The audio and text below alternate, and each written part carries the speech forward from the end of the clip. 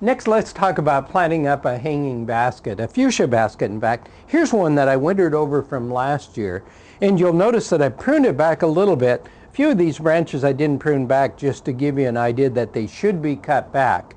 If you do, then of course the plant becomes really bushy and compact and will flower for a long period of time. But the reason why I'm showing this to you is that it's very important that you start a regular feeding program to get these really growing so that they'll be flowering and full of flower, in fact, when you're ready to set them out.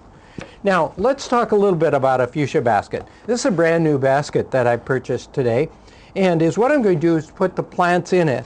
First, though, is what I want to give you an idea is on the hanging part of it.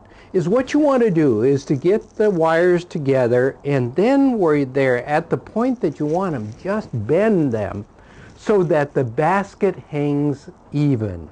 After you've bent the wire, then simply insert it in the pre-drilled hole. Planting a fuchsia basket's really an easy process, and it varies quite a bit whether you want to plant out, say 3, 4, 5 plants. And I like to use 4 of them in a basket, one over each side of the basket, like so. And you'll notice what I did when I take these out of the containers. I always massage the roots just a little, even though the root system isn't too bad in this particular case. And I like to use also all of the same variety, because then I think if you use a mixture of varieties, it gets kind of hodgepodge and doesn't really provide you with the best of color. It's just kind of an assortment, and then you get varieties also that have different growing habits. As a result, the basket looks kind of uneven and not too attractive. So as you can see, we'll just put in this 4th one. Now, if you're using smaller size plants, I think what I would do is probably use 5 plants instead of just the 4.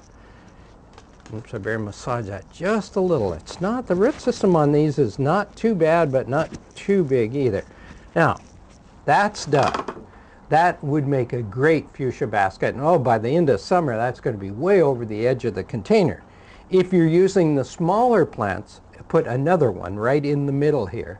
And I could even with this basket, but it's not necessary. Why not save the money instead?